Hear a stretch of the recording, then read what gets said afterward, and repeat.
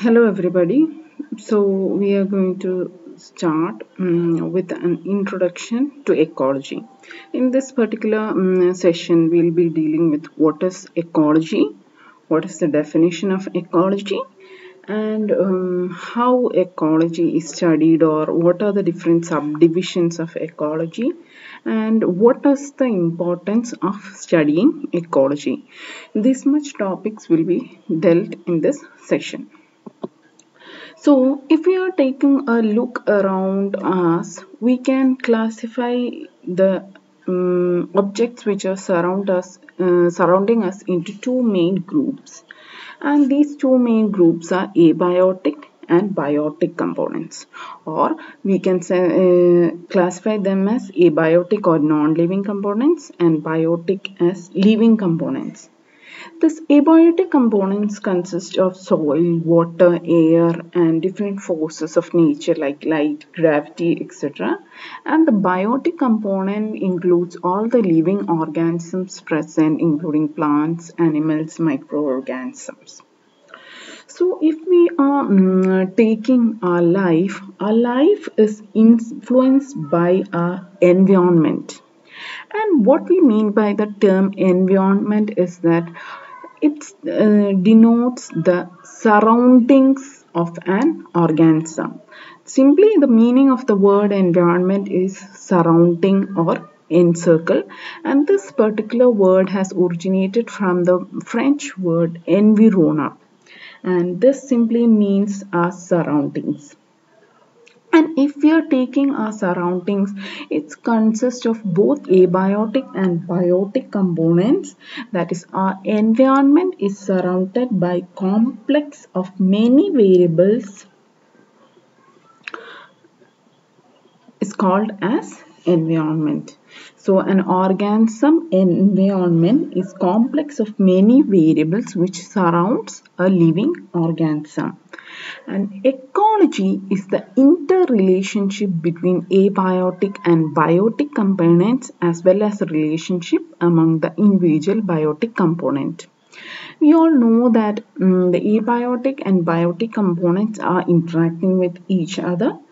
We know that soil, the quality of the soil can interact how the plant grows in the soil, or presence or absence of water can influence the life of an organism, or the if you are taking, if the air around us is polluted, it can cause many diseases for animals and many problems in plants.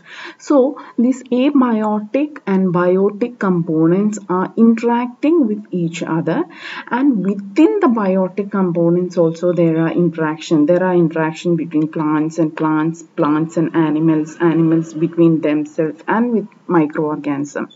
So these interactions which are taking place within the our surrounding, both abiotic and biotic interaction, and also interaction which are present within the biotic community, is studied under ecology.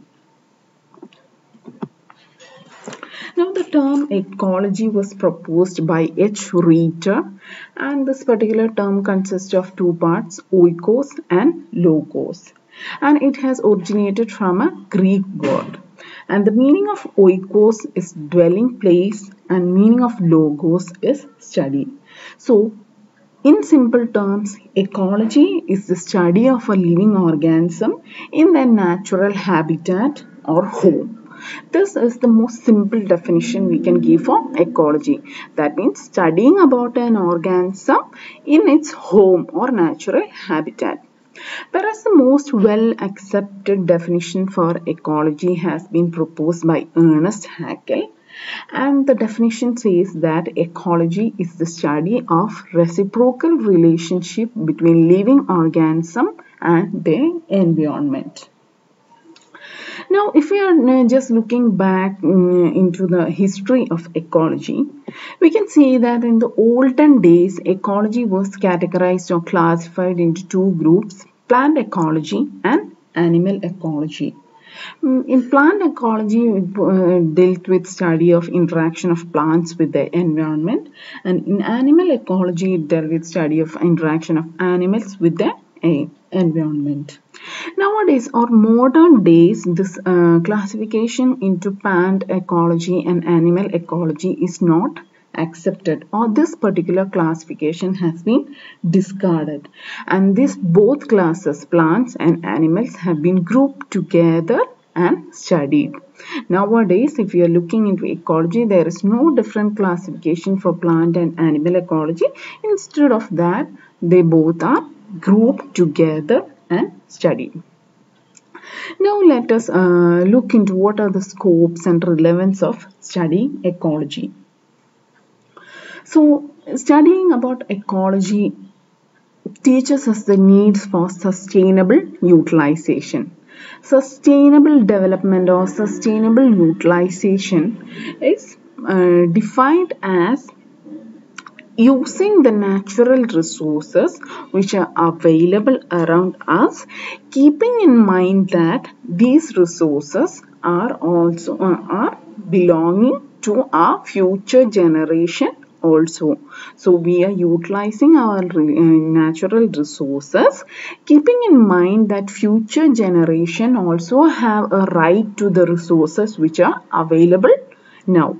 So study of ecology helps us to teach the need for utilizing resources sustainably. Second relevance is that it helps us to identify and develop approaches for eco-friendly skills and technologies to various environmental issues. So it helps us to deal with environmental issues in an eco-friendly way. Another scope of studying ecology is that it enables citizens to make appropriate judgment for protection and improvement of Earth. By studying the harmful effects which we have caused to the environment, we can make decisions or make better judgments for protecting the environment. And it also helps in understanding the causes and consequences of natural calamities and man-made calamities, thereby helping us to minimize the effects caused by them. So how are different natural calamities like flood, drought, landslide, etc. caused, and what are all the consequences of these calamities, and also what are man-made calamities, their consequences, how we can prevent these calamities, or how we can change our ways so that we can protect ourselves from these calamities. And last but not the least, most important scope of studying ecology is that it helps us to provide awareness about various resources which are available in around us and the need for conserving these resources and need for protecting our environment. Next, we are moving on to different subdivisions of ecology. So, we know whenever we are studying about something, it is better to divide it into smaller parts so that we can study it easily. So, for studying, making the study of ecology easier, we have subdivided ecology into different categories, and these categories are organspell ecology, population ecology, community ecology, and ecosystem ecology. So, organspell ecology, we are studying about an organism and how it interacts with its environment. Whereas in population ecology, we are studying about a relationship between population and its environment.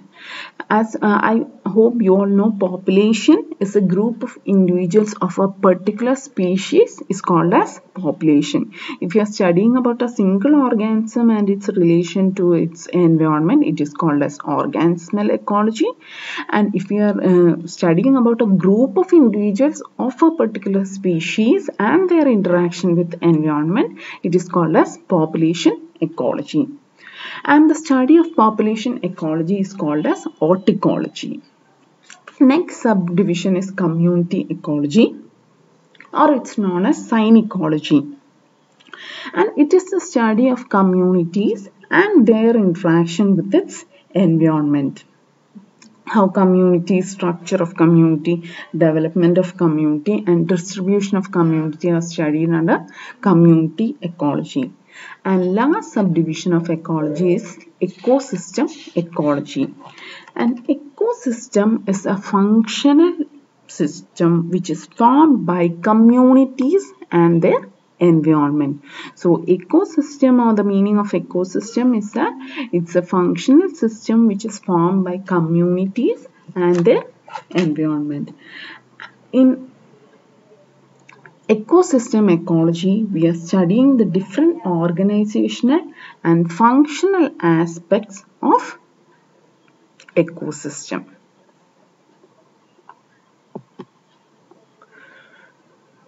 Thank you.